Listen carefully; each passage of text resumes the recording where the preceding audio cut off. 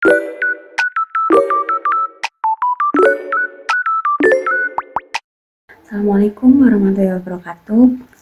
Halo anak-anak, bagaimana nih kabar kalian? Apakah baik? Alhamdulillah ya, Alhamdulillah jika kabar anak-anak baik. Jika ada yang sakit, semoga lekas diberi kesembuhan ya.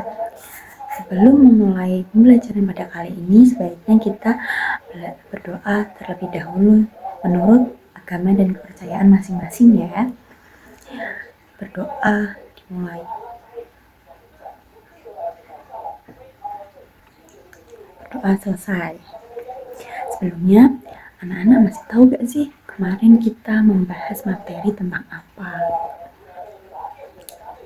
Ya, kemarin kita membahas tentang fungsi dari air. Ternyata fungsi air sangatlah banyak ya, seperti bisa dibuat untuk memasak, minum, mandi, dan kegiatan yang lain dan sebagainya.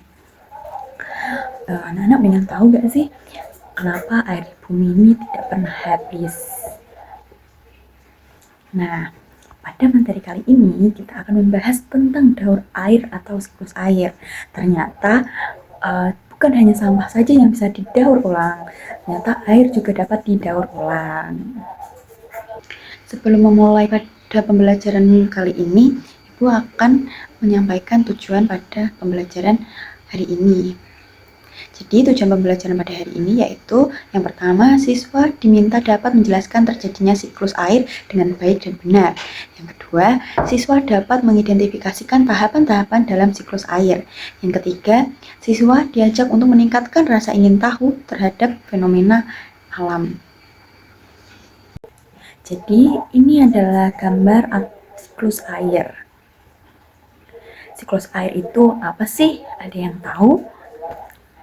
Coba angkat tangan kalau ada yang tahu. Ya, siklus air juga dapat dikenal sebagai siklus hidrologi. Adalah proses sirkulasi air yang berlangsung terus-menerus dari atmosfer ke bumi dan kembali lagi ke atmosfer. Proses ini tidak pernah berhenti dan sangat penting untuk menjaga ketersediaan air di bumi, serta menopang kehidupan semua makhluk hidup yang ada di muka bumi ini. Nah, pada siklus air terdapat 4 tahap. Siapa nih yang udah tahu tahap-tahapnya? Coba angkat tangan. Ya, kita sekarang akan membahas pada tahap pertama dulu ya anak-anak, yaitu evaporasi dan transpirasi. Apa sih perbedaannya? Jadi, evaporasi merupakan salah satu tahap penting dalam siklus air, di mana air berubah dari bentuk cair menjadi gas atau uap air yang naik ke atmosfer. Proses ini membantu terbentuknya awan dan pada akhirnya berperan dalam terjadinya hujan. Evaporasi terjadi pada air laut, air danau, air sungai, air waduk. Dan jika evaporasi adalah penguapan dari air laut, danau, sungai, ataupun penampungan air lainnya, jika transpirasi terjadi pada tumbuhan. Kok bisa ya terjadi pada tumbuhan?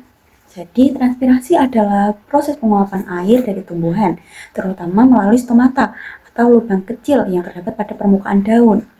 Air yang diserap oleh akar dari dalam tanah akan naik ke daun melalui pembuluh pada tumbuhan atau silam.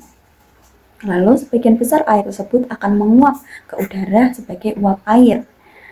Jadi, ternyata tumbuhan juga terjadi penguapan ya anak-anak, yang fungsinya juga baik untuk tumbuhan tersebut, seperti menjaga suhu tumbuhan dan transportasi air agar terjadinya fotosintesis berjalan secara lancar. Sekarang kita masuk pada tahap kedua, yaitu kondensasi. Apa sih kondensasi? Siapa yang sudah tahu kondensasi itu apa? Coba angkat tangan, nanti dapat hadiah loh. Nah, ya, jadi kondensasi itu adalah proses perubahan wujud uap air menjadi air cair. Proses ini terjadi ketika uap air yang naik ke atmosfer mengalami pendinginan di ketinggian tertentu, sehingga molekul uap air kehilangan energi panas dan bergabung membentuk tetesan-tetesan air. Setelah kita masuk pada tahap kondensasi, kita lanjut lagi yuk pada tahap presipitasi. Apa sih presipitasi itu? Apakah juga penting?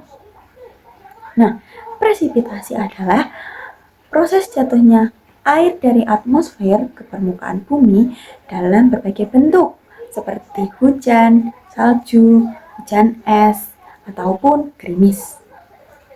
Presipitasi terjadi setelah uap air ini di atmosfer mengalami kondensasi, pembentukan awan, dan kemudian tetesan-tetesan air atau kristal es di dalam awan menjadi cukup berat untuk jatuh ke bumi karena adanya gaya gravitasi bumi. Nah, siapa nih yang suka hujan-hujanan? Ayo, jangan kebanyakan hujan-hujanan ya, nanti sakit. Jadi, anak-anak tahu kan bagaimana terjadinya air hujan? Jadi, kalau di negara kita hanya terjadi 2 musim saja ya anak-anak, tidak memungkinkan terjadinya hujan salju. Karena kita mendapat 2 musim, yaitu kemarau dan penghujan saja. Jadi, presipitasi yang dihasilkan menjadi air hujan bukan salju maupun es kristal. Kalau salju biasanya pada bagian negara-negara Eropa ya anak-anak. Lanjut nih, tahap selanjutnya, yaitu infiltrasi.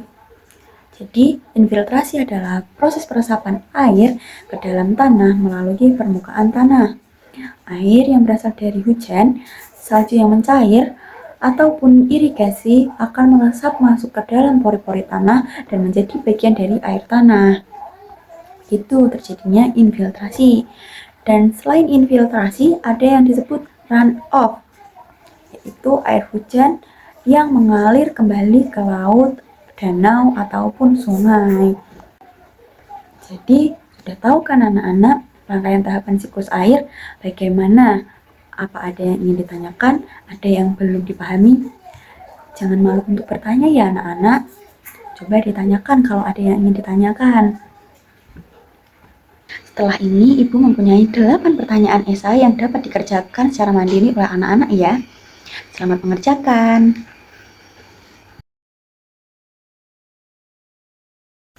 Nah, kita sudah masuk pada tahapan penutup nih. Sebelum Ibu mengakhiri pada pembelajaran hari ini, Ibu akan memberikan pertanyaan singkat untuk mengingat apa yang sudah kita pelajari tadi. Baik anak-anak, tadi kan kita sudah membahas tentang materi siklus air. Bagaimana tahapannya, prosesnya. Sekarang Ibu akan memberikan pertanyaan. Kita akan bermain kecepatan. Siapa yang paling cepat mengangkat tangan, dia yang dapat menjawab pertanyaan dari Ibu ya. Tentunya nanti akan mendapat apresiasi dari Ibu. Siap anak-anak? Apakah setuju dengan itu? Baik, kalau sudah siap, Ibu akan mulai ya dari pertanyaan pertama. Ibu akan memberikan 3 pertanyaan saja. Baik anak-anak, apakah sudah siap? Oke, yang pertama adalah didengarkan dulu ya pertanyaannya. Proses ketika air berubah menjadi uap dapat disebut? Coba cepat. Ya, kamu Anita, apa jawabannya? Betul sekali. Beri tepuk tangan buat Anita. Jadi, proses air ketika air berubah menjadi uap disebut evaporasi. Betul sekali. Yang kedua adalah kita siap-siap lagi, kita bermain kecepatan. Air yang jatuh dari awan ke bumi disebut, ya kamu Alma, apa jawabannya? Ya betul sekali Alma, beri aplaus buat Alma.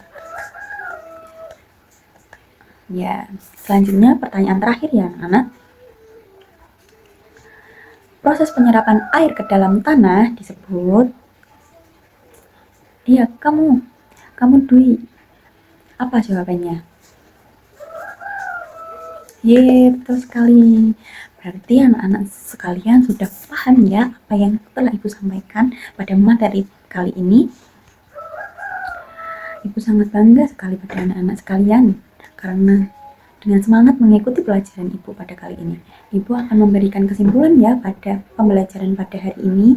Jadi kesimpulannya adalah siklus air adalah proses alami yang menggambarkan perputaran air secara terus-menerus dari permukaan bumi ke atmosfer dan kembali lagi ke bumi. Proses ini melibatkan tahapan seperti evaporasi, transpirasi, kondensasi, presipitasi, infiltrasi, dan runoff.